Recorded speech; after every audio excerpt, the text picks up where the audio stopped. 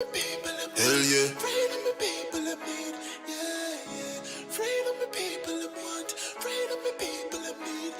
Yeah, yeah. Freedom the people of want. Freedom the people of need. Yeah, yeah. Freedom the people of want. Freedom the people of need. Yeah, Yeah. Real man a road. Now bow wolf in a tree grand a road. Now bow down to no demon a road. UIC when you see man a road, me say yeah. Real man a road.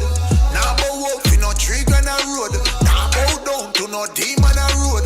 UIC when you see man a road. Ready for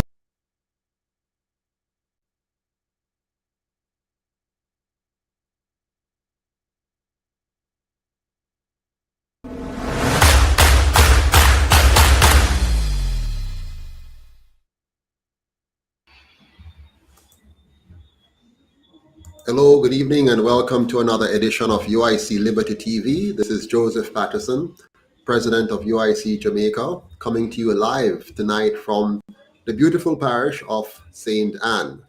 Yes, the parish of Marcus Garvey. As you know, tomorrow we have the wonderful tribute to Marcus Garvey that's put on by IRFM, and I'll be honored to be among those who will be participating in that. We have a treat for you tonight. We're going to be looking at how did they kill Marcus Garvey and the PPP. And I have a special guest in studio that's going to be joining us shortly to help me to unpack the backstory behind how Marcus Garvey was derailed. Many Jamaicans know about Marcus Garvey, but very superficially. They know about him as one of our 7 national heroes. Well, in my opinion, there are only 5 national heroes. I will take out 2 out of the equation. But Marcus Garvey is the first national hero. Marcus Garvey is very, very pivotal to the evolution of Jamaica. But what many Jamaicans do not know is what really was Marcus Garvey's mission. What was he trying to achieve? What was he trying to do? And then, who derailed that mission? Is that mission still relevant today? And who is still derailing that mission to this very day?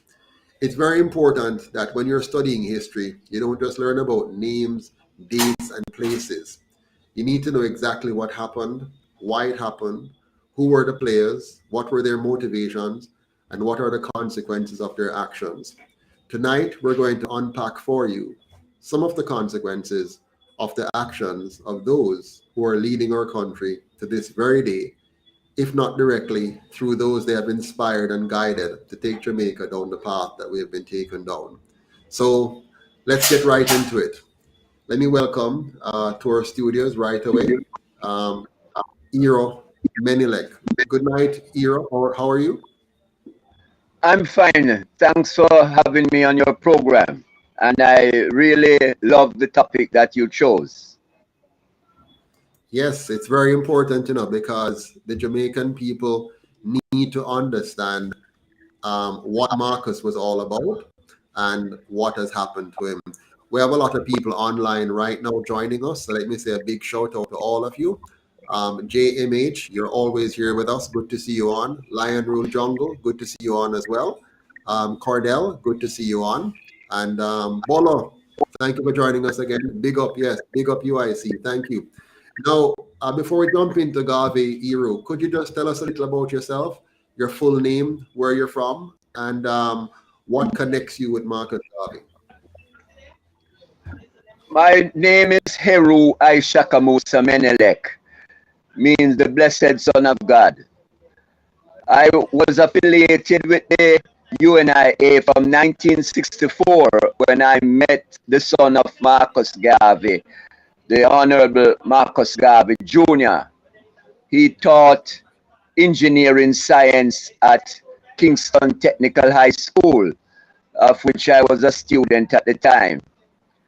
And he pinned a red, black, and green badge on my chest and said, "You are a Garveyite for life. You are an African, and you must defend the people." And from that day forward, 1964, I've been a Garveyite. In my adult life, I ended up joining the UNIA. Actually, I restarted the UNIA in Jamaica. And this was under the command of Marcus Garvey Jr. And we started the UNIA with the Kingston branch, division number 454. And from then we had 7 operating divisions in Jamaica. Over time, we are now down to only 3 operating divisions. And there's something that I would have to explain also that happened in 1925 while Marcus Garvey was incarcerated in prison. The FBI and their informants that had infiltrated the UNIA got the older members of the UNIA to elect a president general while Mr. Garvey was in prison. So in 1927, we had 2 UNIAs. So later on, I could develop that. Presently, I'm the president of Division 455 and the High Commissioner. When you have more than 1 division in any location, a High Commissioner is appointed. I am that person. Wonderful. Well, thank you very much for sharing that, Eru. It's really an honor and a privilege to have you on. And I hope the Jamaican people who are listening recognize the importance of somebody like yourself who have been intimately associated with the workings of Marcus Garvey, even through his son, and being a part of the UNIA. As you know, I'm the president of the UIC, which has no affiliation with the UNIA or with the People's Political Party that Marcus Garvey had formed. But we see ourselves to be somewhat the reincarnation in terms of the movement that is going to bring back all the issues that Garvey tried to put on the table, front and center, primary of which is the true freedom of the African and the unification of the African race and the full development of the African people so that we can once again hold our place in history as a dominant race that has full command of all of its faculties, including its resources, its economy, and its political system. But more on that later. Right now, let us show our viewers a short video, a short clip, which kind of gives a brief history of Marcus Garvey before we get into the details that we want to talk about tonight, which is how did they kill Garvey, kill the movement, and particularly kill the People's Political Party, which was the first grassroots party founded in Jamaica for the Jamaican people, not inspired by the Colonial Masters, not controlled by the Colonial Masters, but was entirely for the people of Jamaica to achieve the aspirations of the Africans that were here and to inspire the Africans around the world. So let's take a look at a brief history of Marcus Garvey right now.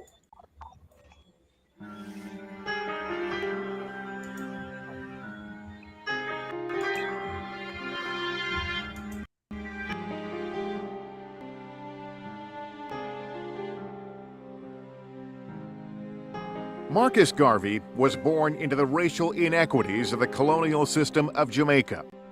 He decided to fight for change when he read the autobiography of Booker T. Washington, an educator whose message was self-reliance and self-help through education and economics. All of those things actually make sense to Garvey in Jamaica. They make sense to a Garvey who's wrestling with the effects of colonialism, racial self-hatred and self-loathing that the colonial system imposed upon black people in Jamaica. In 1914, while in Jamaica, Garvey organized the Universal Negro Improvement Association, the UNIA, to build up racial pride and develop educational and economic opportunities for blacks. He had these high aspirations for building this universal, this worldwide organization to empower people of African descent. 2 years later, Garvey came to the United States and established the UNIA in New York City's Harlem. there were at least 700 chapters of the UNIA in the United States by 1921 through 1924. There were over 1,000 chapters of the UNIA throughout the world. Garvey was a master showman and a master organizer. Marcus Garvey was a Caribbean American who would come to reshape the meanings of African America. Garvey spoke boldly about self-respect and pride in African heritage, a message that appealed to many African Americans frustrated with the violence and disenfranchisement they faced in the United States. Marcus Garvey obviously has one of the largest mass movements in the 20th century. Definitely the largest of people of African descent. Garvey and his followers held demonstrations and parades in Harlem to encourage a sense of dignity and identity as a noble people.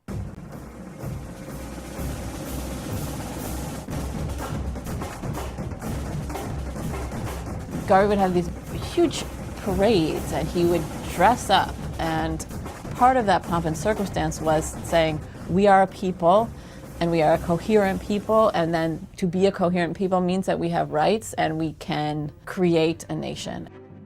Shunning integration, Garvey preached a separate African community, complete with black businesses and institutions. Garvey encouraged the development of black entrepreneurship through the Negro Factories Corporation, which was modeled after Booker T. Washington's National Negro Business League.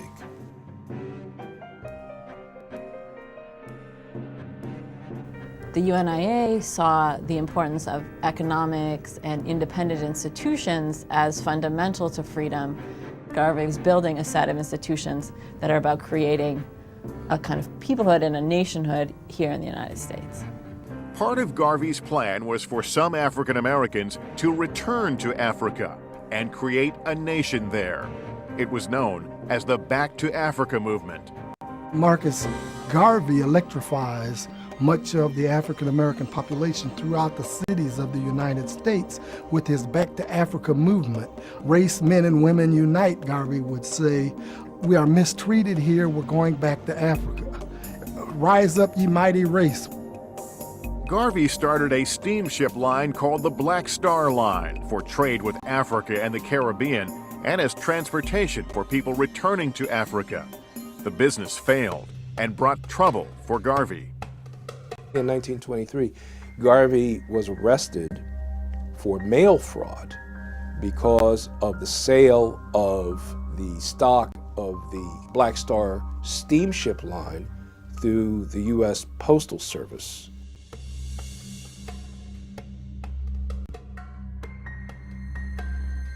Garvey personally was not involved in any kind of corruption or theft, but unfortunately he was not a good judge of business character.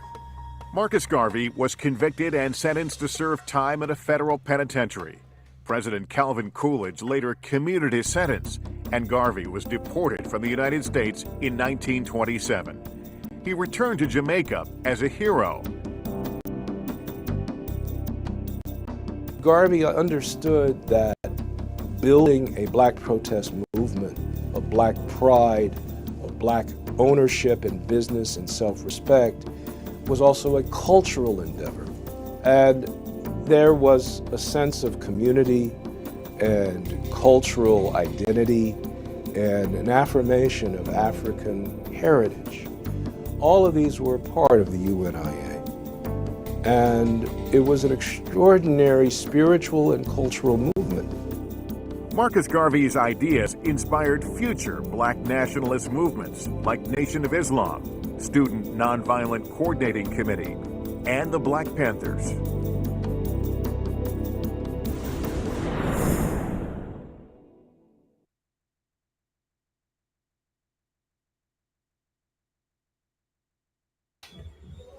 Okay, so let us now talk about what we just saw a while ago. Eru, they said that Marcus Garvey was a poor judge of character. What are your thoughts on that? He was very trusting. That is one thing that he in hindsight, would be one that had befallen him. And because the organization grew so rapidly, he didn't have time to actually check the background of every person that came in. That was left to other members within the organizational structure. And this is how the FBI could have planted someone within the organization. We have to understand that this organization grew within 1 year to over 2 million members. 2 million members. So the organizational structure was just too much for Mr. Garvey to have a hands-on. So he had to trust other people now to bring in the new recruits and to also place them in their functionality where they would serve the organization. So in other words, he was not a bad judge of character. He was simply dealing with the harsh reality of trying to build an organization that is rapidly growing, an organization that is in an environment of harsh racial tension, an organization that is made up of men and women who would have been in many instances less than qualified because of the low education rate of blacks back in that time. Remember, we're not talking about today, we're talking about the 1920s, when, you would not have had a whole lot of black professionals, available for him to access them, because many of them actually were discrediting him and saying things about him because he was trying to do what they were not trying to do. At that time, a number of blacks were trying to gain equality with whites. They wanted to be accepted by whites, to be a part of their institutions, while he was trying to build a different idea, one where we learn to stand on our own 2 feet, secure our freedom and our independence and our self-reliance. Am I not correct? Precisely so. Precisely so. And this is why the NAACP attracted what they call the talented 10. Yes. Those were the tertiary educated people. Mr. Garvey had the man in the street. These were the people that came into the UNIA in thousands. Yes. So the intellectuals were normally whitewashed men and women who, for the most part, most of them, not wanting to associate with what they see as a bit of a rebellion movement. They preferred to be in places where they felt more connected with the white race and not so much connected with a group of people who are trying to establish independence. Very much so. Yes.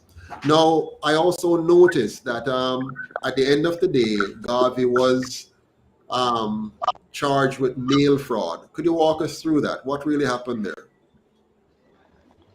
Well, in selling shares for the Black Star Line, he would engage people through the mail. But the intricate point in this is that at the time when he was selling the shares, he did not actually own the ship. The ship was on order, the ship was named, and that was the technicality that they used. That it was a fraud, that he did not actually own the ship, but you are selling shares for the ship. So that was the technicality that they used.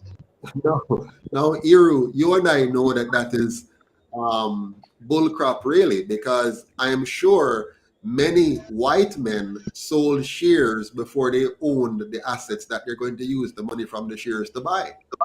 Of course, that was a normal business transaction. But just trying to get to Garvey, that's why they used it. Absolutely. So they were trying to discredit him by referring to something which was not wrong and which was quite normal, but the laws are in place. You see, the way they wrote laws and the way many of the laws are written, they're written to give discretion to the powers that be to apply them one way for the people they want to get rid of and another way for the people they want to support. So the laws, even in Jamaica today, the laws are written and the judges are given discretion, and they can lean one way or the other depending on who they want to apply the law to, one way or the other. So in Garvey's case, they wanted to get rid of him. They were looking for all manners of ways to get rid of him, and notice they had to fall back on a flimsy accusation. They could not find any strong accusation against him. So they found the flimsiest of one that they could twist and use to take him down. And that was to say he committed mail fraud. Now, what Marcus Garvey did instead was to demonstrate something we now call crowdfunding today. Of Marcus course. Garvey was really back in the 1920s, a brilliant mind that came up with a crowdfunding exercise, things like we have today that we're excited about today. He did that back in the 1920s, when there's no internet, no social media or anything like that. And he was able to bring together millions of blacks, I hate to say blacks, millions of Africans around the world to contribute to something that they would own, that they could be proud of, to begin the connection between Africa and the African diaspora. And they were afraid of that. They were afraid of him. And so they found a flimsy twisting of the law to use that to bring him down. And would I tell you, they're still doing that today to any African anywhere in the world who dares to try to break the gridlock they have on keeping the African from owning Africa and being an African race that is dominant and powerful. And a true me talk. Very much so. And we have to understand also, that there was a meeting by the heads of state of America and England and other European countries, because they said what this man Garvey is doing is destroying our empire if it is left unchecked. This meeting was in 1922. Yes. So they had to stop Garvey at all costs because he was dismantling their empire. Exactly. So what is Iru? The goal is white supremacy, and not even so much white supremacy anymore. What they're trying to do now is to maintain an empire of a few global elites connected with a few local elites to maintain a system that will disenfranchise the vast majority of the people in the world, and particularly the people of African descent. That is their goal. And they're going to try to keep that in place by any means necessary. And unfortunately, they will always find a few of us who are willing to be traitors, who are willing to work on behalf of those who want to destroy us because they are getting a little benefit out of it. Wasn't that what they used to take down Mr. Garvey? Very much so. And I must remind you that he had written about this colored intellectual. It's in the Philosophy and Opinion. He said the present day colored intellectual is no less a liar and a cunning thief than his illustrious teacher. His training only fits him to be a rogue and a vagabond and a seeker after the easiest and best by following the line of least resistance. So Mr. Garvey wrote about that talented Ken, the colored intellectual. Yes. And where the problem is, you can't just go around and point out people and say you are, one of those persons who are going to be carrying out these misdeeds. People will come into the organization, you receive them on good faith and think that they're going to be working with you, that they're going to be working for the cause, but they have a different agenda. Now let's watch this second video and see how that agenda worked to the demise of Marcus Garvey. Let's take a look at this one now, and then we're going to have a little discussion about it and come to some questions and comments in the chat from our viewers here. At the end of World War I, the war powers descended on Versailles to make peace and redivide colonial territories. From the seat of his self-styled empire in Harlem, Marcus Garvey argued that it was time to give Africa back to black people. Some said it was a ridiculous fantasy, but Garvey's slogan, Africa for the Africans, reverberated around the world as his movement spread through the colonies. In Europe, Garvey began to be seen as a threat. The United States had worked with the British government during World War I, and they continued that after World War I with a focus on Garvey, because the British government was deathly afraid that the Garvey movement was going to spread revolution. They feared the hundreds of thousands of the masses of blacks under his influence.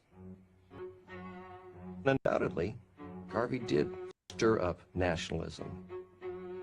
Garvey's Negro World, now published in Spanish, French, and English, carried news of rebellion around the world.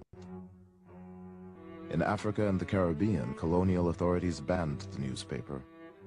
But with over 500 divisions of the UNIA in 22 countries, Garvey's message could not be stopped. In the United States, black troops returned from World War I with high expectations for change.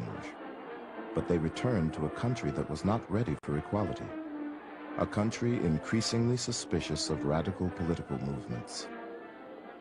In this unsettled climate, Garvey's appeal to disgruntled African Americans with military training sounded an alarm.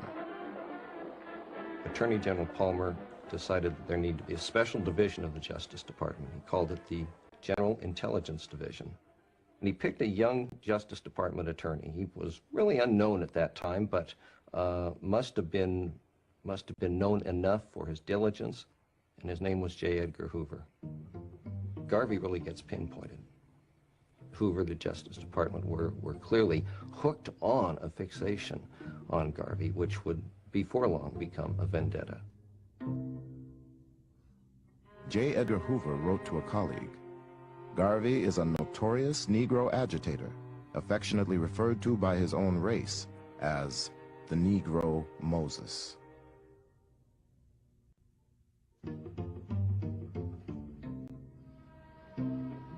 Hoover's agents were in the audience at Carnegie Hall when Garvey bragged that the UNIA would soon be strong enough to exact its own form of justice. When those crackers lynch a Negro below the Mason-Dixon line, since it is not safe to lynch a white man in any part of America, we shall press the button and lynch him in Africa. The agent reported that Garvey's address was met with great applause and much excitement. J. Edgar Hoover had long relied on casual informants, but now, in his determination to go after Garvey, Hoover hired the first full-time black agent in the Bureau's history. He was known by a code number. All his reports were signed 800. That was his code. And his job was to go into Harlem and to infiltrate the Garvey movement to try and find evidence that could be used to build a legal case for ultimately getting rid of Garvey.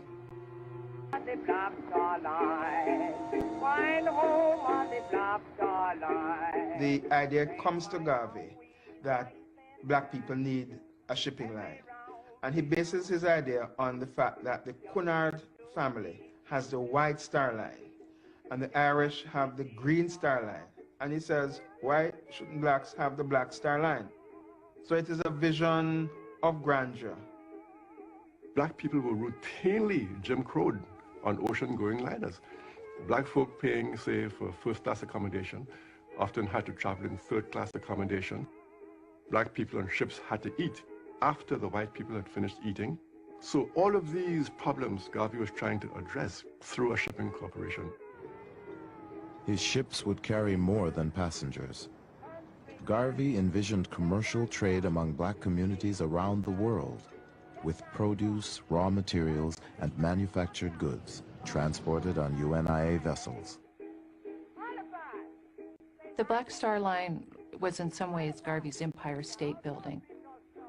It was this monument to black commerce in the same way that the Empire State Building was this citadel of white capitalism. And it represented the ability of black people to seize the day and to have their own economy.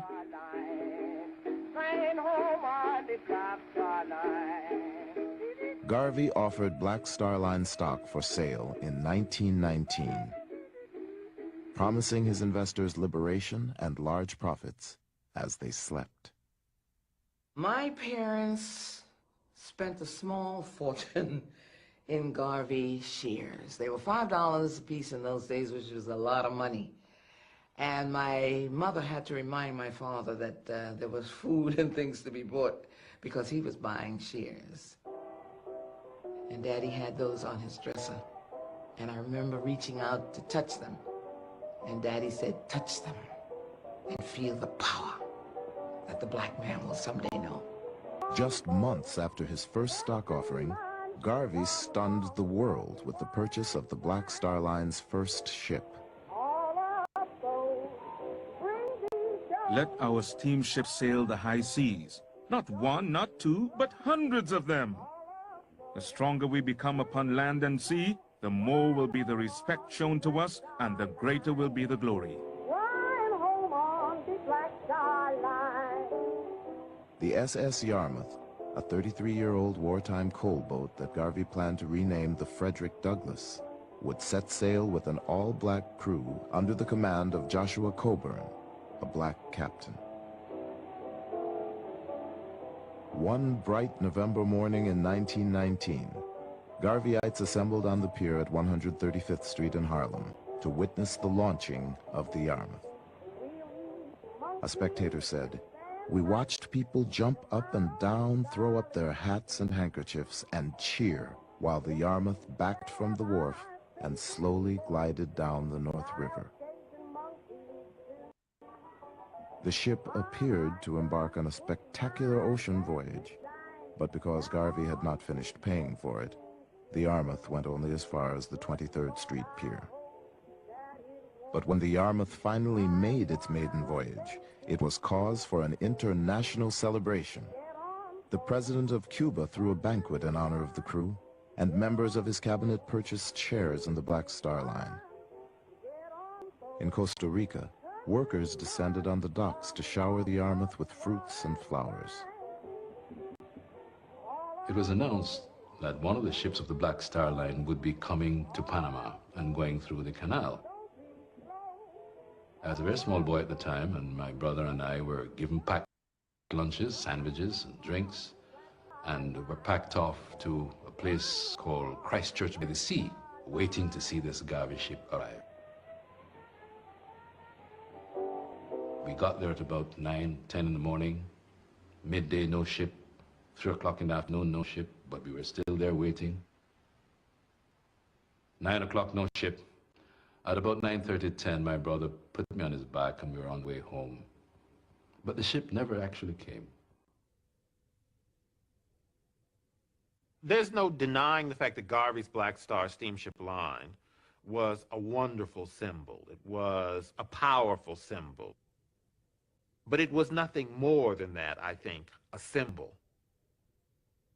The fact that people would come down to the docks waiting for these ships, in some ways is metaphoric for the wishful thinking that was largely at the heart of the Garvey movement.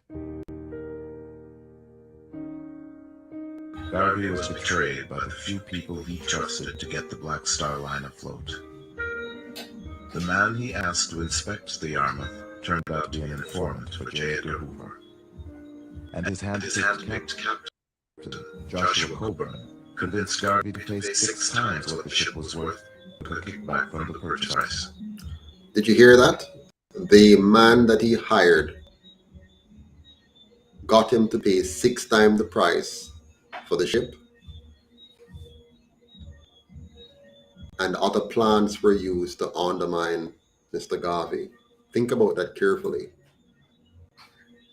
Very, very carefully. Yet, asked to inspect the Yarmouth that was largely at the heart Garvey was betrayed by the few people he trusted to get the Black Star Line afloat. When he asked to inspect the armor, turned out to be an informant for JLP, and his hacked captain, Joshua Coburn, convinced Garvey to pay 6 times what the ship was, and then took a kickback from the purchase price. Yet Garvey quickly raised and spent $200,000 on 2 more ships.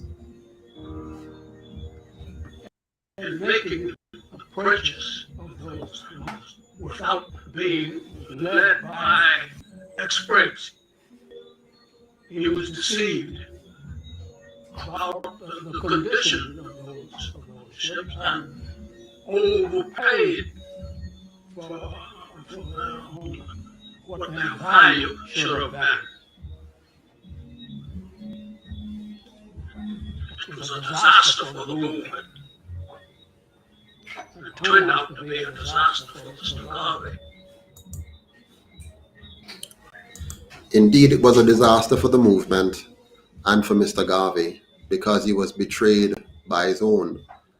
The very person he hired to inspect the ship and the very person he hired to sail the ship, among others, were working with the enemies while being of the same color, being in the same condition, needing the help, needing the leadership, needing the guidance, and at the same time, they were planning and plotting how to destroy the very man that was trying to help them to achieve self-reliance, independence, and true freedom. Mr. Iru, do you see the same thing happening today? History is repeating itself with the type of politics being practiced by our present political parties. They are no different. And we have to understand the opposition that we face because they are still loyal to the powers that the colonial powers. And they are not willing to do what is in the interest of the people.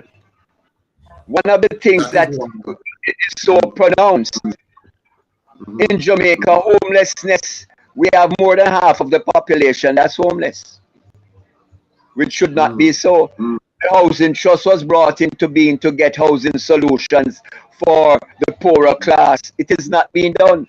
Only 20% has been satisfied, or less than 20%. Yep. As a matter of fact, Iru, our sitting prime minister in 2021 accepted the Queen's Counsel from England, from the Queen of England, which makes very clear that he has no intention for Jamaica to be free from colonial control because he wishes to be fully identified with it. The government of Jamaica also welcomed the Colonial Masters and have our children pushing their hands through fences to touch the skin or the gloves or the clothes of these so-called royals who came to visit their subjects here in Jamaica, and they were escorted and protected and funded and supported by our government. Actually, no, they're not our government. They're the government placed over us. Even though we are supposedly voting, we're not really voting for anything because the options are decided for us. So even though people are voting, they're not really voting. They're not really participating in a decision-making process.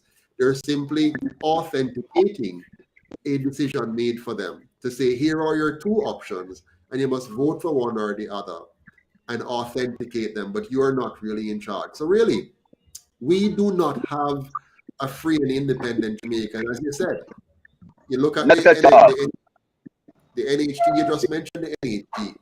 The NHT, in my opinion, is what I would call a government fraud. So it's a legalized fraud where you force all working Jamaicans to pay into a scheme out of which you're going to give housing solutions to 25% based on the contribution of 100% of which all of them have to pay back whatever money that they borrow, their own money that they borrowed, they have to pay back plus interest, and you leave a large windfall in that bucket, which then the government is able to draw on to pay for the corruption that they have undertaken throughout the course of the years. So they steal our money, waste our money, and then they're able to draw on the NHD to pay for the cost of that corruption, while they're in a position to extract or extort that money from workers, because the worker has no say. The worker must contribute, which is not a contribution. It's not a contribution if somebody is forcibly taking it from you. So they forcibly take money from the worker, and then they set a threshold level which will ensure that only 25% or less of the population will qualify to so-called benefit from it. Do I have that right? Precisely so.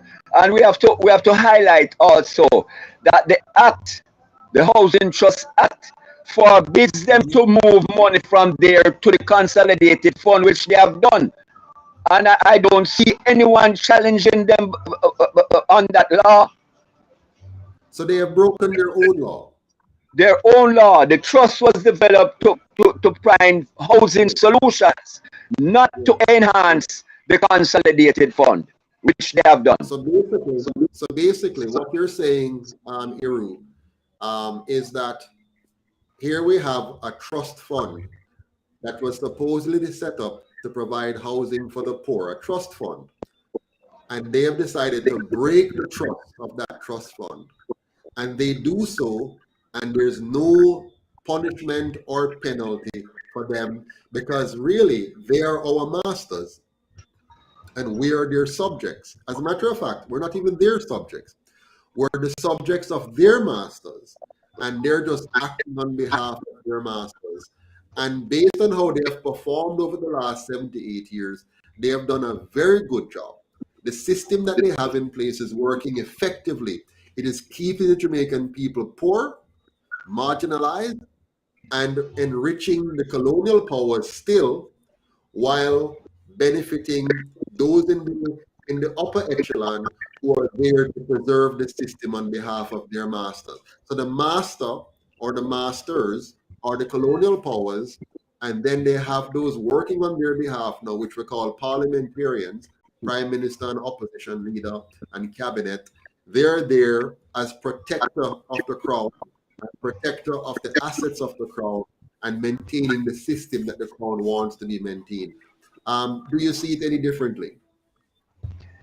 You have extrapolated well. That is exactly what is happening. That we still in Jamaica today have poverty. The poverty line is at the 85% mark now. Only 15% of our people is above the UN criteria for poverty. Yes. 85% is in poverty. And I can tell you this without reservation, that at least 90% of the Jamaican population is below what the United States of America claim to be their poverty line. At least 90% of Jamaicans are below that. 10% of Jamaicans control 90% of the wealth of Jamaica. And that 10% ensures that the Jamaica you see today remains in place because they fund the two major political parties in order to keep the system the way it is. But I want us to go back for a moment to Marcus Garvey here and look at what has happened to Marcus Garvey, because the topic tonight is how did they kill Garvey and the People's Political Party? Garvey started the People's Political Party in what year again, Eru? 1914. 1914. No, the UNIA was 1914. 1928, the People's Political Party was formed, December of 1928. 1928. That was the first grassroots political party that was formed for the Jamaican people in order to represent the Jamaican people. Now, they have successfully supplanted the PPP with the PNP.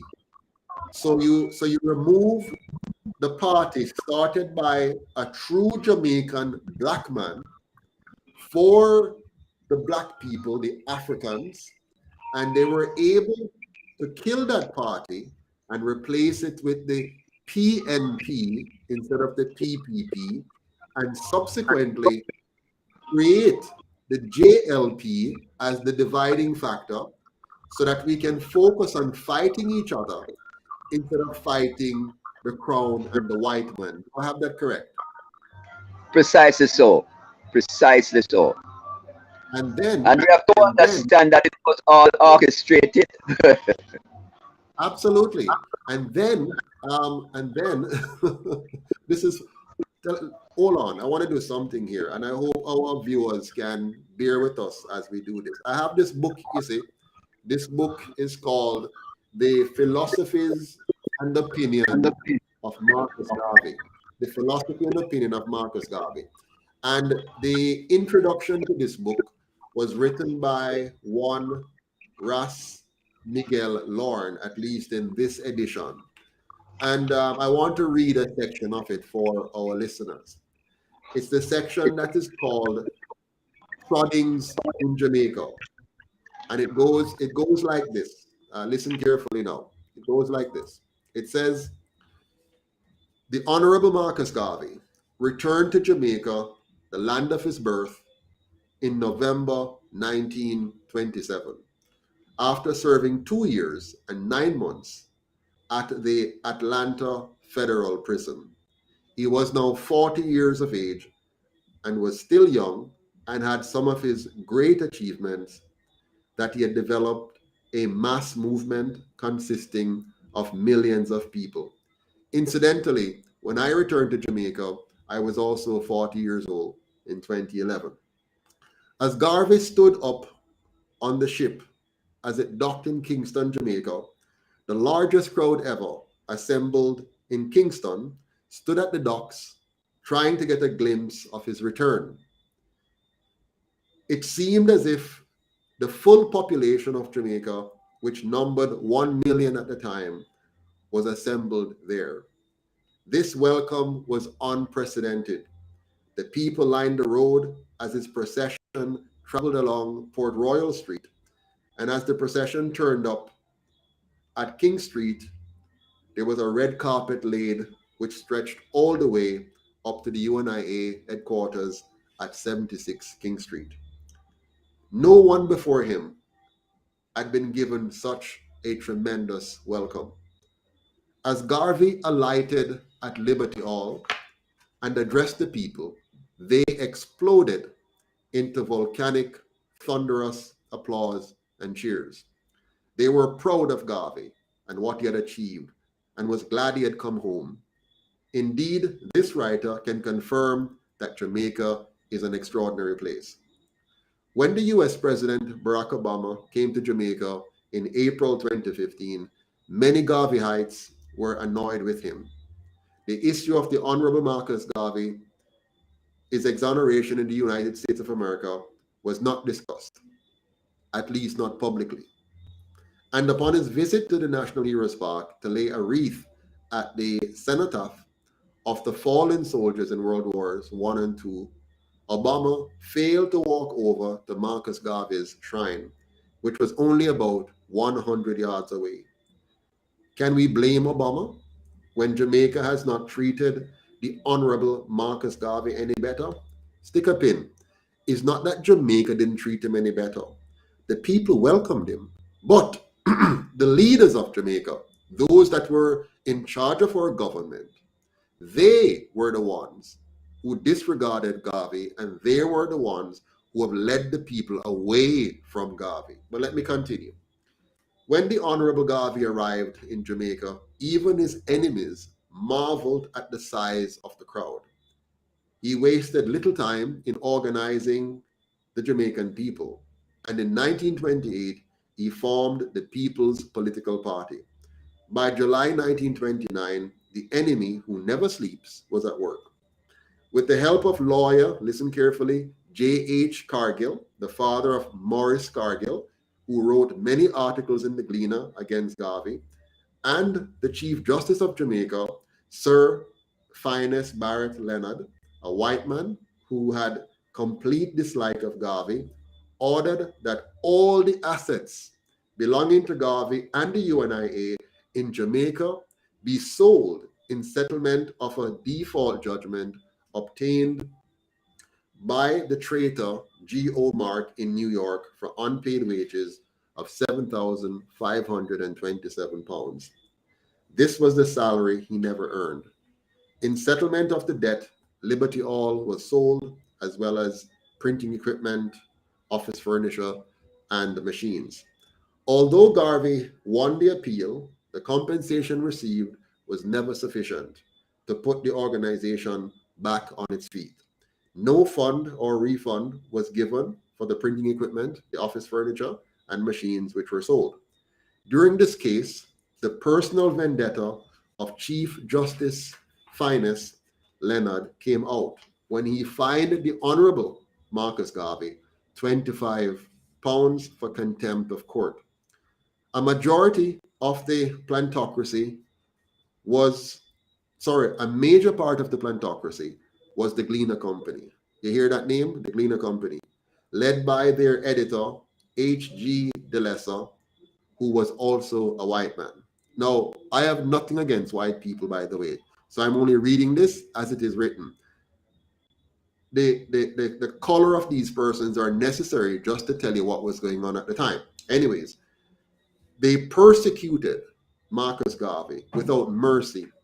Garvey was seen as the spokesman for the black masses, and so the white planters saw him as their enemy.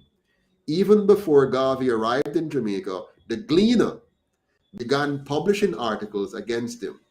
In 1925, 2 years before Garvey was deported, they wrote, listen carefully what they said, and I quote, "Whether Mr. Garvey comes here shortly or 5 years hence, there can be no doubt that he will prove a dangerous element in Jamaica unless it is made unmistakably clear at the very beginning that the authorities are not prepared to tolerate any nonsense on his part." End of quote. Even earlier, in April 1924, the Gleaner wrote, and I quote, "It is with profound regret that we view the arrival of Marcus Garvey in Jamaica. And it is with more than profound regret that we picture any leader of thought and culture in this island associating himself with a welcome given to him. But Kingston has reached such a level of degeneracy that there is no knowing what she will do. A new spirit has passed over the lower class, which has nothing to commend it except its ignorance." End of quote. This, my friends, was how the Gleaner thought of the Jamaican black people. They thought that we were ignorant. They thought that the lower class could not be trusted to make good decisions. And they believed that they were a set of degenerates. That's the Gleaner Company. That's how they describe the Jamaican people. Anyways, reading on. Amy Jakes Garvey wrote in the book Black Power, and I quote, "Feeling the mighty hand of imperialism clothed in legal authority, Garvey decided to form a political party to change conditions. He and his colleagues named it the People's Political Party. In August 1929, the 6th convention of the UNIA was held in Jamaica for the first time. It was massive with delegates from all over the world. Plans were made to push on worldwide. However, there was trouble on the horizon. The founding of the People's Political Party was seen as an affront to the white planters. It presented a challenge to their colonial system, which kept the people under subjugation. Garvey's troubles were about to multiply. The party put out a manifesto, which was read out to the people at Crossroads on the 9th of September, 1929. The 10th plank of the manifesto reads as follows: "A law to impeach and imprison judges who with disregard for British justice and constitutional rights dealt unfairly, end of quote. This was deemed to be in contempt. The Honorable Marcus Garvey was subsequently sent to prison for 3 months, and he was fined £100. Chief Justice Phineas Leonard, along with Justices Law and Clark, were the ones who sentenced Garvey. At all times, the plantocracy, which included the governor, the judicial system, and the gleaner, wanted Garvey in prison. I hope you see what's going on here now. The government, the justice system, and the press colluded to throw Garvey into prison because in his political manifesto, he says judges must be imprisoned and impeached if they were unfair in their rulings. I could say more. Anyways, in Jamaica, the Honorable Marcus Garvey's legal hounding were not yet over. In 1930, his councillor seat, which he won representing the Almontown and Woodford Park division, was taken from him on the grounds that he missed 3 consecutive sittings of the council. But he was absent from the council or from these meetings because he was serving 3 months at the St. Catherine District Prison. You see what I'm saying here? So them lock him up so that he can miss the meetings, and then they can bar him from his seat that he duly won in a democratic process. A by-election was ordered in which Garvey won unopposed. So even though they kick him out of the seat and call a by-election, him still win the election. Nobody no oppose him because he was so powerful. The people wanted Garvey, but the government, the justice system, and the press didn't want him. The press, which is supposed to be a free press, an objective press, the Gleaner Company at the time didn't want him because it was working in cahoots with the government, yeah, and with the plantocracy, the wealthy elites in the country. Watch history repeat itself right here in Jamaica right now.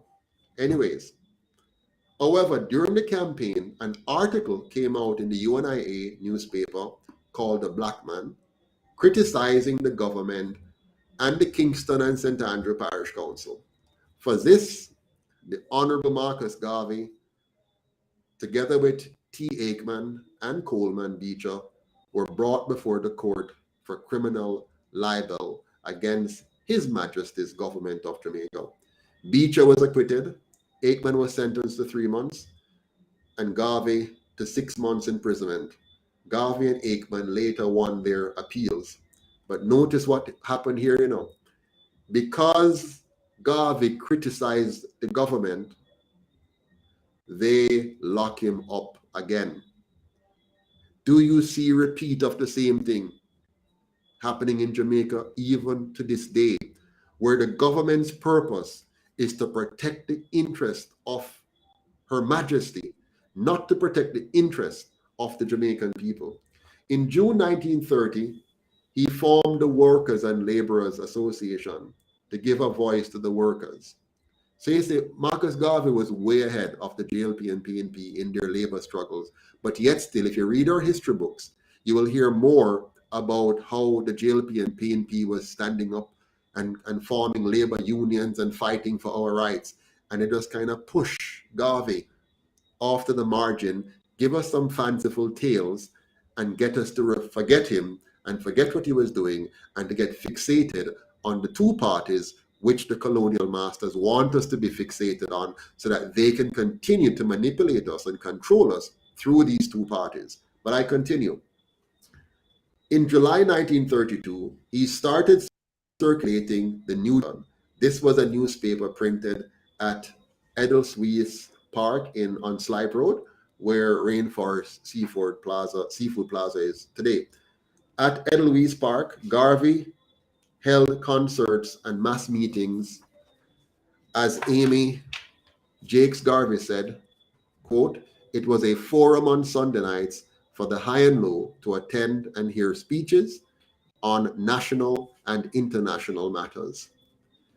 The sabotages, the legal cases, the cost to retain solicitors and barristers, and imprisonment wore heavily against the Honorable Marcus Garvey. In other words, it took a toll upon him. That's why the man dead at 52. You understand? Them pressure the man. Them push him and pressure him as much as they can in order to get him to stop working for the rights and freedoms of the African.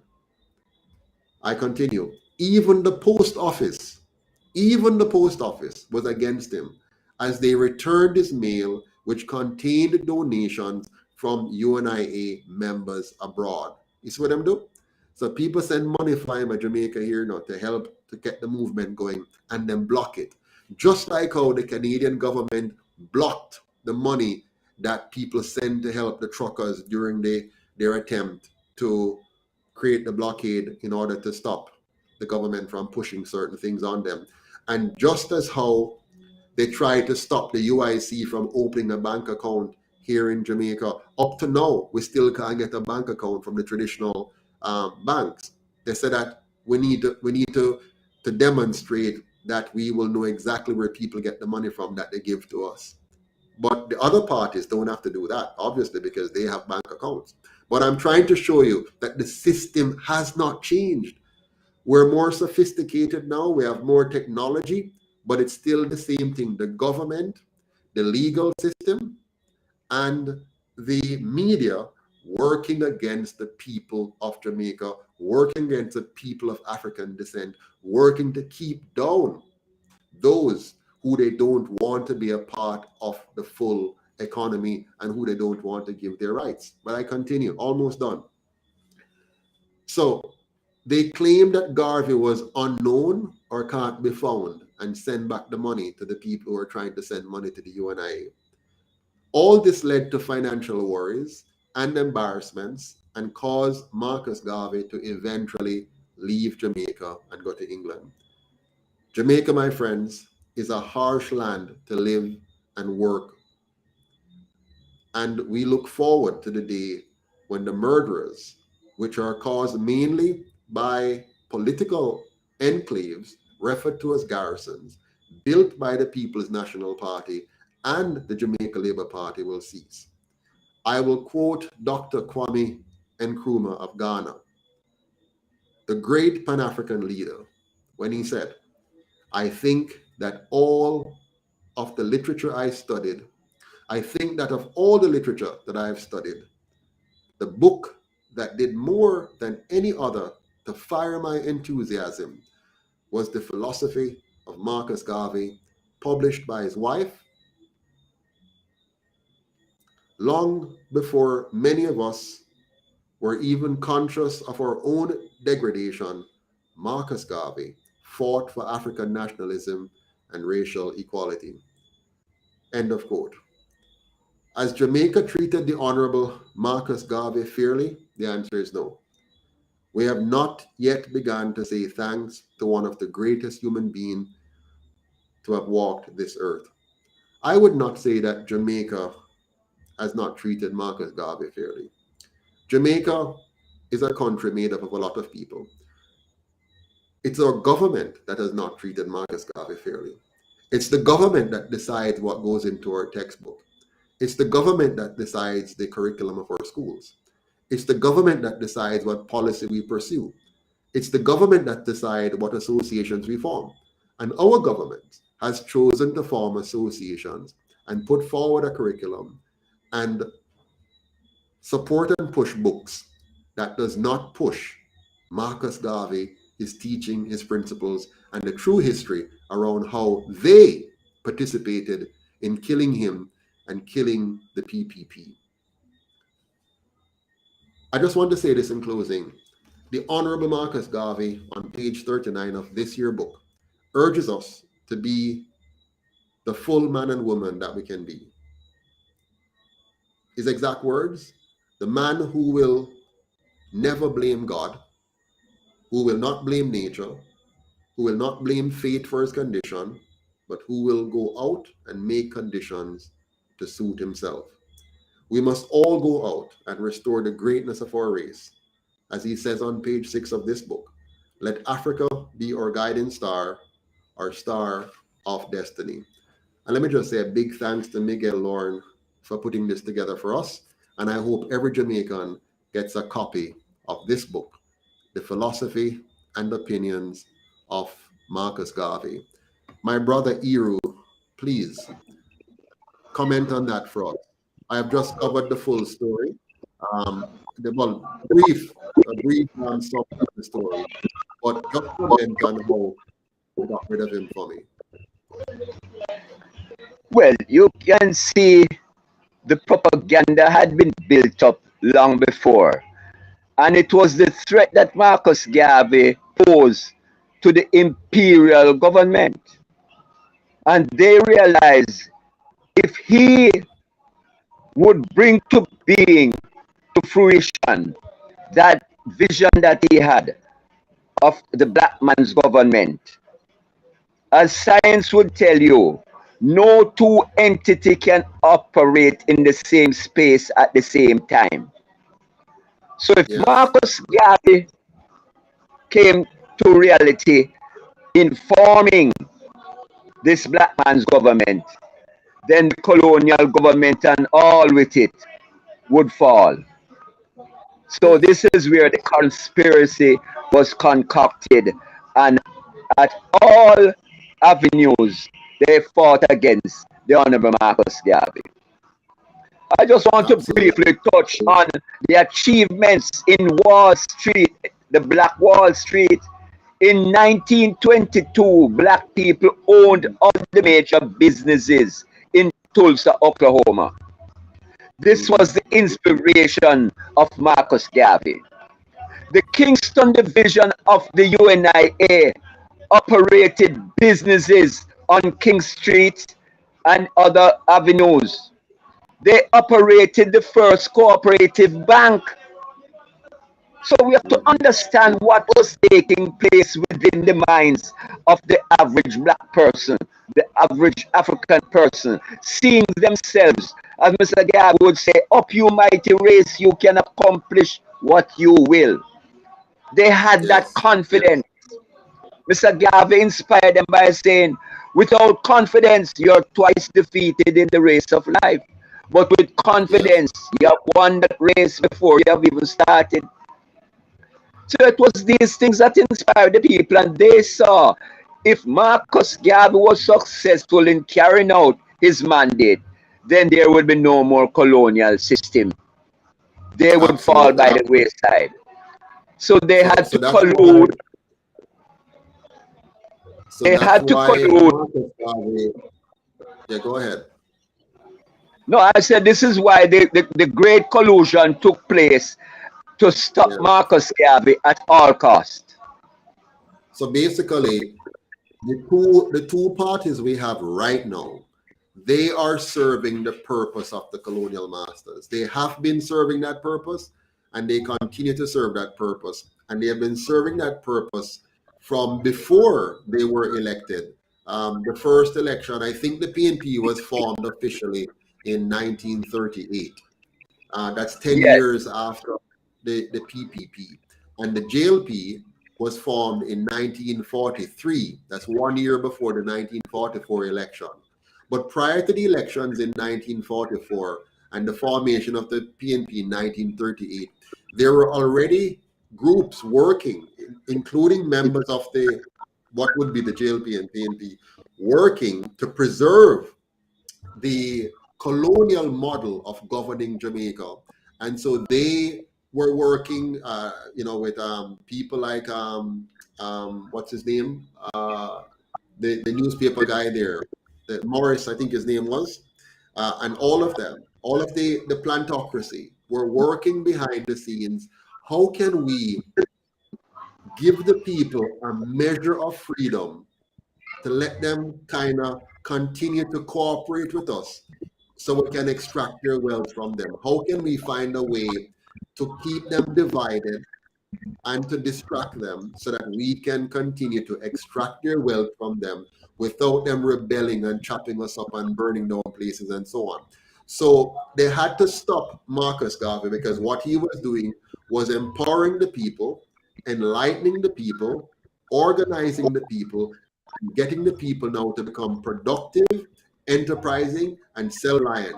They were not becoming subservient. They weren't going to remain subservient and learn to be dependent and compliant the way they wanted them to. So they were working like that all the way through. So once they got rid of Marcus Garvey, they were able now to establish the PNP, taking some of the words that he used and twisting those words to suit their own agenda, and then carry us down to where we are now. And look where we are 78 years later. We're now practically worse off than before because now we have been thoroughly brainwashed, completely brainwashed. So in the USA, they use tricky laws. They use their legal system, which they designed to protect their interests. They planted persons in the organization. They bought some of the people that were in the organization. They got intellectuals to try and discredit the man and discredit the movement. They accused him of fraud and theft. Then they jailed him. They then divided the UNIA movement and deported him so that they could get rid of Garveyism and the UNIA and the objectives from the USA. Now in Jamaica, they used the very same tactics. They used the Gleaner Company and other intellectuals to try to discredit Marcus Garvey. They then jailed him, sold off his assets on false accusations so they can cripple him financially. They tried to push him out of his elected seat, and when it didn't work initially, they tried another way and completely succeeded. Then they pushed him out of Jamaica for good, seeking to kill the movement, which for all intents and purposes they did achieve. They killed the movement. Yes, UNIA is still there trying to survive. The PPP tried to survive, but once they crushed him at the point where they did and sold off the asset and defamed him, and defamed his character, then they were able to stop the spread of the ideas. And then they later on went now and made him a national hero, obscure the story, trivialize it by putting some pretty varnish around it, and then leaving out the real substantive detail, leaving the Jamaican people exactly where they wanted them, divided and distracted, so that they can now extract the wealth from the people, enriching the colonial masters, and at the same time enriching a few Bakra masters or house slaves along the way. And as long as those house slaves are getting their piece of the pie that keeps them above the rest of us, they're happy to keep that system in place. Please, sir, let me know if I've missed anything. I could not have said it better. You have hit the nail on the head. This is precisely what is happening up to today. And we have to understand that it is getting worse. It is getting worse. Because with the high crime rate now in the island, it is now at a crisis point that the blacks are fighting against their own self and destroying themselves. Yes. So we have a serious political work, socialization work to do to get the people up to the point that they can understand who the real enemy is. Absolutely. And I want them to realize, Eru, in 2018,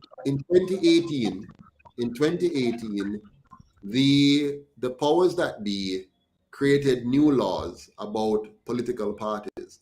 After they have operated for several years without any major regulations, they put in regulations in 2018. They used those new regulations to automatically disqualify all political parties, including the then struggling PPP, the NDM, the UIC, and all the other little startup political parties that were trying to see if they could, break out. They passed laws in 2018 that nullified all of those political parties. They passed those laws using an electoral that is stacked by the two colonial parties. The commissions is made up of those partisan persons. They then expected to then register their parties under these new laws, which they did quickly and easily without any obstruction. But they did not expect any other political party to come forward because of the process that they now put in place, the regulations they put in place to get rid of all parties in the name of improving the system.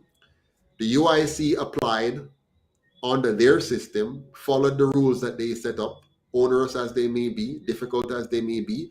We followed the rules, put together our application package and say, here we are ready to be registered as a political party. They took 10 months through bitter fighting with us, and we fought with them until we got registration status on the 2nd of December 2019. They kept us at bay as long as possible so that we would not have the chance to be fully ready for an election while they knew they would have elections in 2020.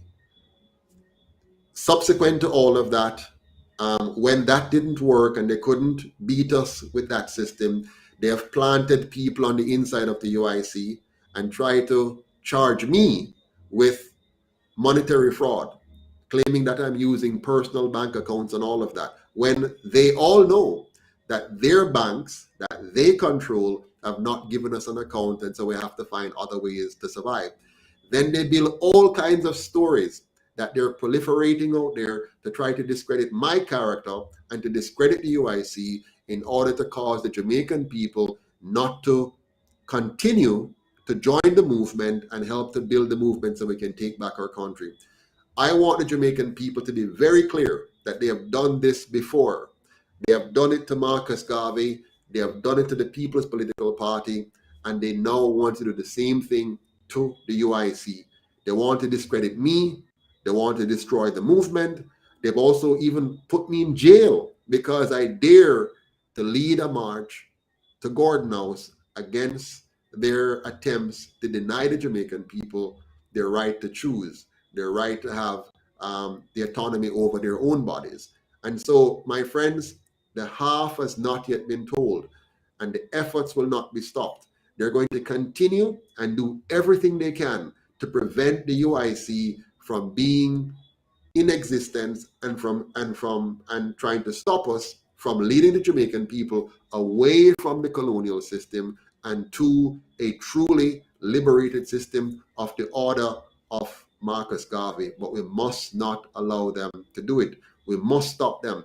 And the only way we can do that is by listening to the voice of Marcus Garvey, hear what he's saying carefully so you can see what the enemy is doing, and so you're not tricked by it.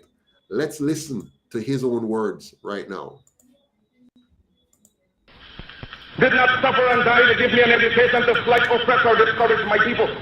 Because whatsoever education I acquired out of their sacrifice of over 300 years, I shall use for the salvation of the 400 million black people of the world. And the day when I forsake my people, may God Almighty say there shall be no more life for you.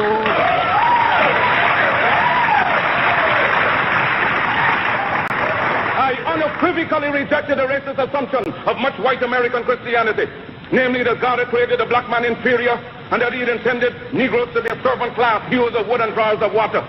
Well, I predicated my view of man on the doctrine of Imago Dei. All men, regardless of color, are created in the image of God. Now, from this premise followed the equality of all men and the brotherhood of all men. The biblical injunction of Acts 17:26 reminds us that he created of one blood all nations of men that dwell on the face of the earth. I was most interested in brotherhood within his own race, because if Negroes are created in God's image and Negroes are black, then God must in some sense be black.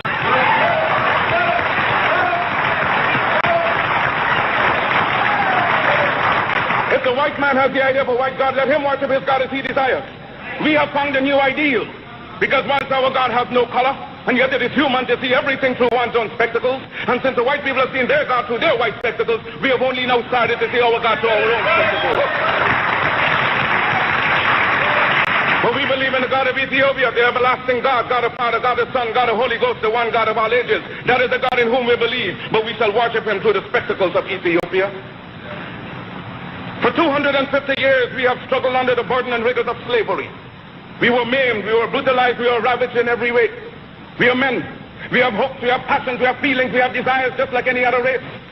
The cry is raised all over the world of Canada for the Canadians, of America for the Americans, of England for the English, of France for the French, of Germany for the Germans. Do you think it unreasonable that we, the blacks of the world, should raise the cry of Africa for the Africans?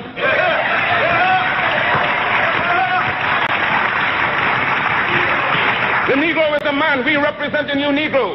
His back is not yet against the wall. We do not want his back against the wall because that would be a peculiar and desperate position. We do not want him there. It is because of this that we are asking for fair compromise. Where the Belgians have control of the Belgian Congo, which they cannot use, they have not the resources to develop nor the intelligence. The French have more territory than they can develop. There are certain parts of Africa in which they cannot live at all. So it is for you to come together and give us a United States of Africa. Yes, sir. Yes, sir. We are not going to be a race without a country. God never intended it, and we are not going to abuse God's confidence in us as men. We are men, human beings, capable of the same acts as any other race, possessing under fair circumstances the same intelligence as any other race. Now Africa's been sleeping, not dead, only sleeping. Today Africa's walking around not only on her feet, but on her brains. You can enslave, as was done for 300 years, the bodies of men. You can shackle the hands of men. You can shackle the feet of men. You can imprison the bodies of men, but you cannot shackle or imprison the minds of men.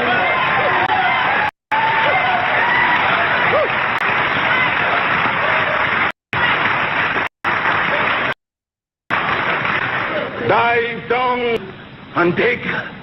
Reach up, black men and women, and pull all nature's knowledge to you. Turn ye around and make a conquest of everything, north and south, east and west.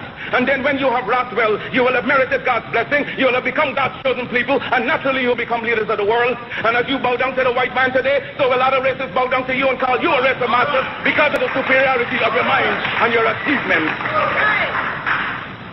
Because no race has the last word on culture and on civilization. They do not know what we are capable of. They do not know what we are thinking. They're thinking in terms of dreadnoughts, battleships, aeroplanes, submarines. You know what we're thinking about? That is our own private business.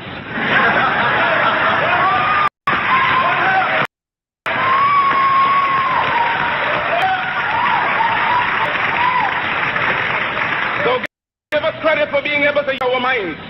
And with people becoming conscious of themselves, determined to use minds, you do not know to what extent they can go. Liberate the minds of men, and ultimately you will liberate the bodies of men. We love the white race, not for social fellowship, but for the common brotherhood of God intended we should live. What satisfaction can anyone get in being happy and see his brother wallowing in filth, dirt, and disease? How can you be happy living in luxury and your brother's living in disease, and then when you try to help the one out of the disease, the subtle culprit talks about disloyalty? Black men of Carthage, black men of Ethiopia, of Timbuktu, of Alexandria gave the light of civilization to this world. Ethiopia shall stretch forth her hands unto God, and princes shall come out of Egypt. Because classes, nations, races have been quite quiet for over 4 centuries. Who was merely born abuse, insult, humiliation, whose forbearance can only be compared to the prophet Job, has likewise lifted his bowed head and raised it up to God's skies and cried out, I am a man, and demand a man's chance and a man's treatment in this world. But I shall teach the black man, to see beauty in his own kind and stop bleaching his skin and otherwise looking like what he's not.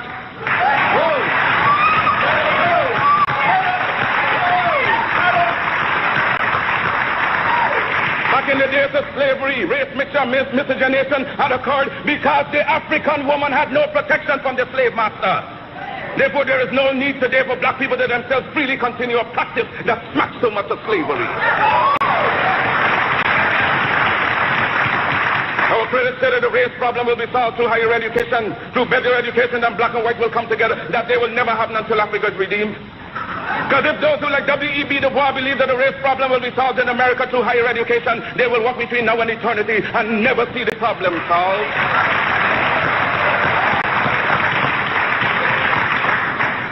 God made man Lord of his creation, gave him possession and ownership of the world. And you have been so darned lazy that you have allowed the other fellow to run away with the whole world, and now he's bluffing you and telling you that the world belongs to him and that you have no part in it. I don't have to apologize to anybody for being black, because God Almighty knew exactly what he was doing when he made me black.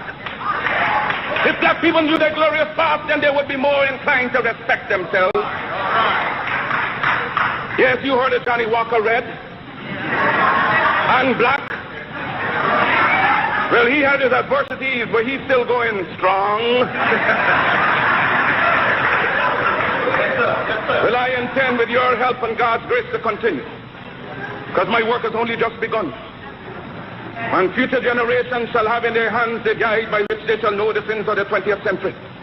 I know, and I know you too believe in time, but we shall wait patiently for 200 years if need be to face our enemies through our posterity. When my enemies are satisfied, in life I shall come back, or in death even to serve you as I served before. In life I shall be the same, in death I shall be a terror to the foes of Africa.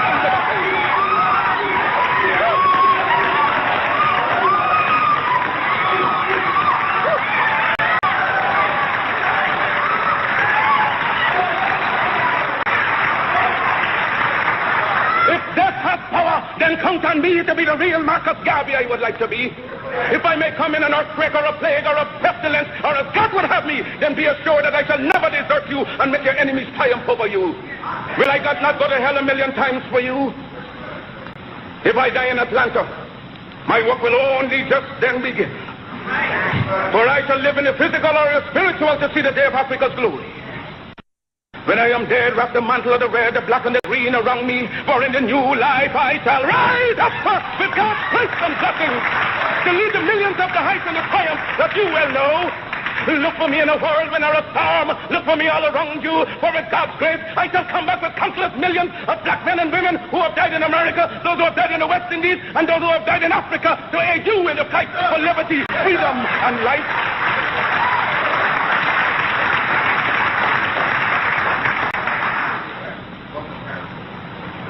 Any leadership that teaches you to depend upon another race is a leadership that will enslave you.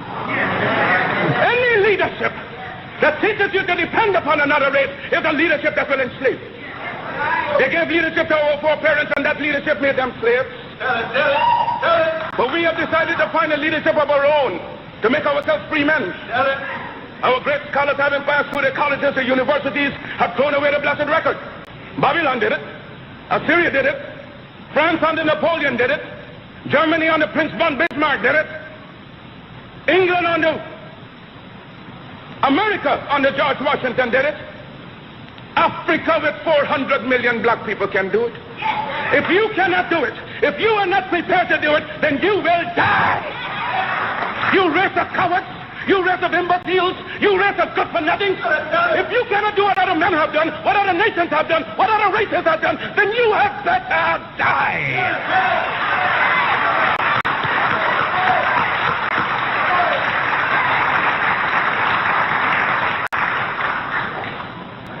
Can we do it? We can do it. We shall do it.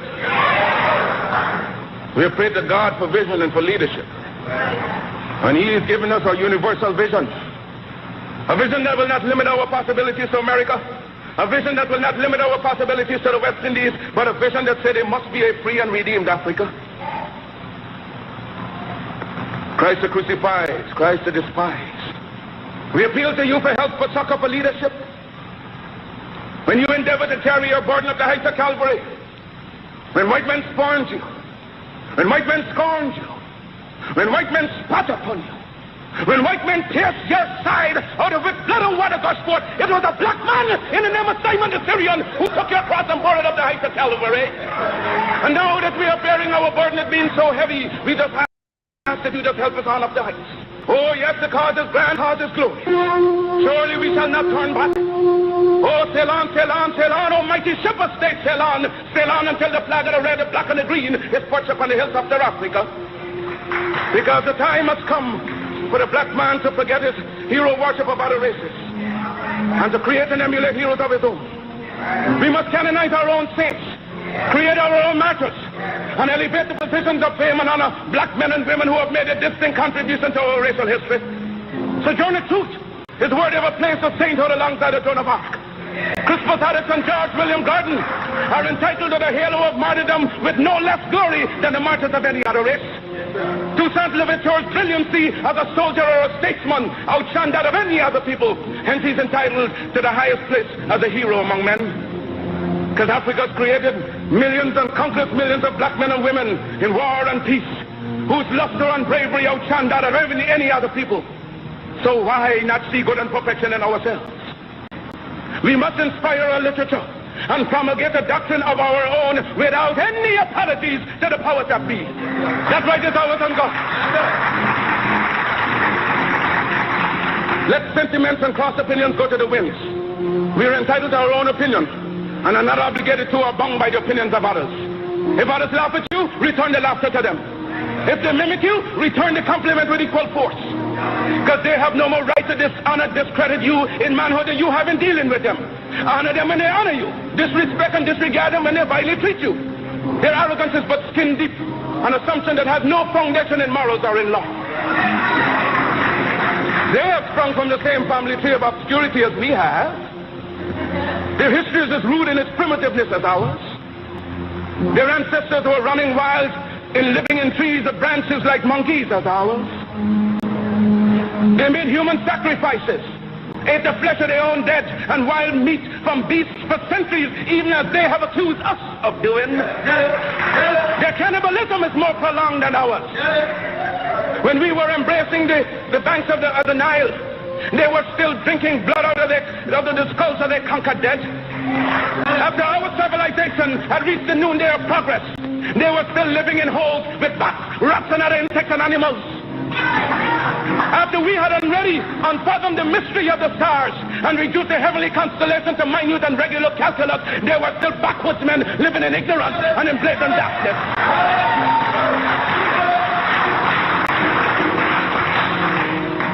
The world is indebted to us for the benefits of civilization. They stole our arts and sciences from Africa. Then why should we be ashamed of ourselves? Their modern improvements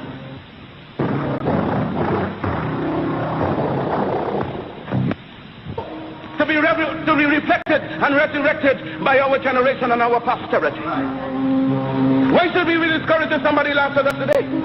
Who's to tell what tomorrow will bring forth? Did they not laugh at Christ, Moses, Muhammad? Was there not a Carthage, Greece, and Rome? So we see and have changes every day. So pray, work, be steadfast, and be not dismayed. Because as the Jew is held together by his religion, the white race is by the assumption and the unwritten law of superiority, the Mongolian by the precious tie of blood, likewise the black man must unite in one grand racial hierarchy. Our union must know no clime, no nationality, but let us all hold together in every country, in every clime, making a racial empire upon which the sun shall never set.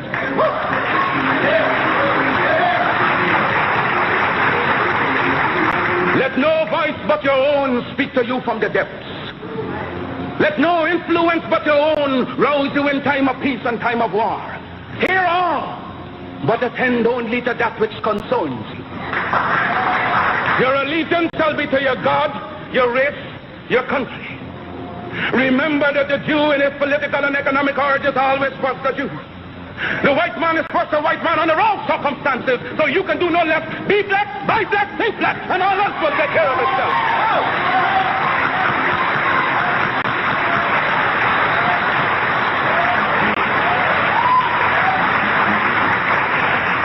Let no one inoculate you with evil doctrines to suit his own conveniences. Charity begins at home. So first to thyself be true, and thou canst not then be false to no man. Because God and nature first made us what we are. And out of our own creative genius we make ourselves what we want to be. Follow always that great law. Let God and the sky be our limit and eternity our measurement. There is no height to which you cannot climb without the active intelligence of your own mind. Mind creates, and as much as we desire in nature, we can have through the creation of our own mind. And today, being scientifically the weaker race, you shall treat others only as they treat. But in your homes and everywhere possible, you must teach the higher development of science to your children. And make sure that we have a race of scientists par excellence. For in religion and science, lies our only hope to withstand the evil designs of modern materialism. Never forget your God. Remember that we live, work, and play for a binding racial hierarchy, whose only natural, spiritual, and political limits shall be God and Africa at home and abroad. With God's dearest blessings, I leave you for a while. One love. Brothers and sisters, Marcus, Mosiah, Garvey. Yes, my friends. Hearing the man himself should have inspired you more than anything else to want a new and better Jamaica and to be proud to be African. What really stood out for me, Eru, is a statement that he made that is most powerful and profound. He says, any leadership that would lead you to depend upon another race is a leadership that will enslave you. And that is exactly what the leadership that we've had done over the last 78 years. They have led us to depend upon another race, and they have led us right back into slavery of another form. What do you think, my friend?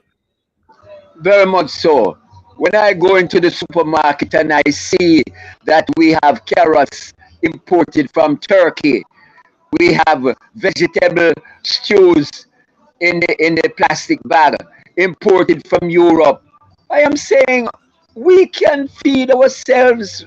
The amount of arable lands that we have is totally being underutilized. We should not be spending foreign currency importing food. We can feed ourselves. So this is something that I know that we have been enslaved by our so-called leaders because we are still dependent. No insult, Jamaica is known as the land of wood and water. And I see water coming to Jamaica. The name of it is Evian. And this water is coming from Europe, I think France. Oh, God. Water. Yes, Eru, they do not want us to have three things. They don't want us to have water security. They don't want us to have food security. They don't want us to have energy security, because if we have those three things, we have real security, real freedom, and real independence. And so what they're doing, they're using our government to dig out the land for bauxite. And as they dig out the bauxite, they're destroying our land, destroying our ecology, destroying our environment, the condition of our air, the condition of our water, and they're destroying the farmers and gradually destroying our farmlands altogether. The goal is to extract the wealth of Jamaica, and when they're finished with us, to leave us poor, pauperizing, and desperate, living in misery. Their goal is to make the Jamaican a tenant in his own country, with the best part of it owned and occupied by others, other colonial masters, whether they're Americans, English, Chinese, Spanish, French, or any other colonizing power. Their goal is to make sure that we remain at the bottom of the ladder, eking out a subsistence living. But guess what? A few of us are working to make sure that that few will have their big house on the hill, their high fences with barbed wires and with cameras and dogs and personal security, living in luxury, while the rest of us live as peasants in our own country, not even owning the land that belongs to us. So guess what? The UIC is 100% committed to stopping that.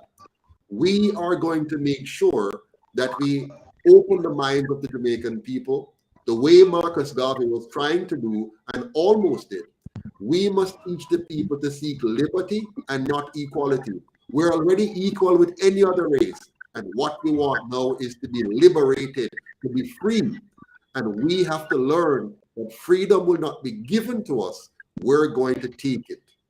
We must now prove to the rest of the world that we can govern ourselves well. We can create our own strong economy. We can be a highly intelligent race. We can own our own political system, our own economic system, our own education system, our own healthcare system. We must become a true republic, not a fake one like the others, like Barbados and Guyana. A true republic, not a republic where we simply change the names and labels and keep the system of colonization in our country. A true republic that fully protects the individual sovereignty of every citizen and instill personal responsibility, lift our productivity, and be a responsible, respectful, and honorable nation of people that can govern themselves to the highest degree of integrity. That is where we're heading. That's where Marcus Garvey wanted to take us, and that's where we must now take ourselves. You have the last word, my brother. And I must say, one of the weapons that has been used against people is propaganda. Reading from page 15 of the Philosophy and Opinion of Marcus Garvey. We are living in a civilization that is highly developed. We are living in a world that is scientifically arranged, in which everything is done by those who control, is done through systems, proper arrangement, proper organization, and among some of the organized methods used to control the world is the thing known and called propaganda. Propaganda has done more to defeat the good intentions of nations and even open warfare. Propaganda is a method, a medium used by organized people to convert others against their own will. We Africans are suffering more than any other race in the world from propaganda. Propaganda to destroy our hopes, our ambitions, and our confidence in self. Absolutely. The Honorable Marcus Garvey. And we now, my friend, we now must take full responsibility. I don't blame the white man. I don't blame anybody but we. We must take full responsibility for we. We must take charge of ourselves. And I believe the time has come. We have now seen all of history. We have experienced all of history, all of the problems. And as Young G is saying on here, him say me fed up, too much talking. Him say more action. And now the time has come for us to take action. What will you do? I have done something. I know I could never bring myself to vote for one or the other of these two parties. And I saw that there would be no credible alternative in Jamaica for me to vote for. And so I have taken the step, and with the help of my wife and many others, we now have the UIC. But for the UIC to maintain its integrity, we must follow Marcus Garvey principle and fund ourselves. We cannot depend on our colonizers to fund us and then think we're going to overthrow their system. We must fund ourselves. So you have three things to do tonight. Go to our website, uicjamaica.com, join the movement, volunteer in the movement, and press donate and donate to the movement. With your help, we'll be able to have 228 councillor candidates in all of the municipal divisions in the next election. With your help, we'll be able to have 63 candidates in all of the 63 constituencies across the 14 parishes in the next general election. With your help, we will have the means to communicate, the means to travel, the means to print, the means to propagate information across the country, the means to engage with Jamaicans in every nook and cranny with your help. Without your help, we can do nothing. And that is why the UIC symbol is the hands coming together. Because if we want to create one Jamaica, we have to work together. We're stronger together. And if all of us, with our little bit, you may not have a lot of time, but give a little bit of your time. You may not have a lot of money, but give a little bit of your money. You may not have a lot of intellect, but give a little bit of your intellect. If we all contribute some time, some talent, and some treasure to the movement, we will have the means to overcome anybody else. They might have money, but we can come together in numbers. Marcus Garvey has proven that we can crowdfund and fund what we want. And then we have to make sure that we protect ourselves from those who will seek to come in and infiltrate the movement and overturn the movement. Don't let them fool you or even try to school you. It's time now for us to get up and stand up and fight for our rights, knowing that it's not going to be easy. So when they come with their lies and their propaganda and their discrediting and defamation of character attempt, you must stand up against it and say, not this time, not this year. We are going to learn from the experience of Marcus Garvey and make sure it never happen again.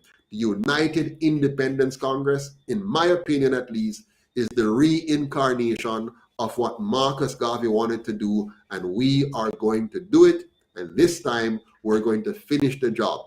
We're going to make sure that Jamaica become that one true city on a hill, that freedom beacon, that emblem of good governance, that when the rest of Africa and the Caribbean and the African diaspora around the rest of the world see what we have done in Jamaica, they will say, yes, that is the true model of a republic.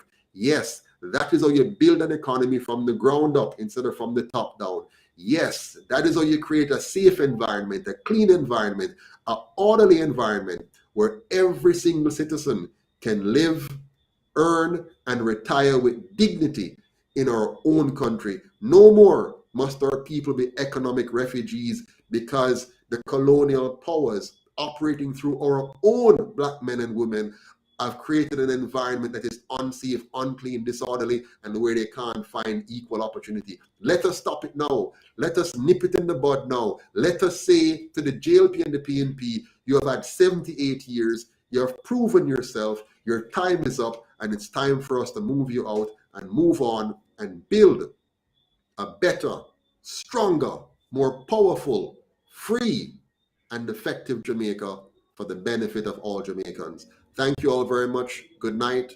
And remember, go to our website, uicjamaica.com, join, volunteer, and donate if you want a new and better Jamaica. Thank you very much. And may God keep the memory of Marcus Garvey forever in our hearts and our minds as we move forward and fulfill every last ounce of his mission. Thanks again. Have a good night. See you tomorrow.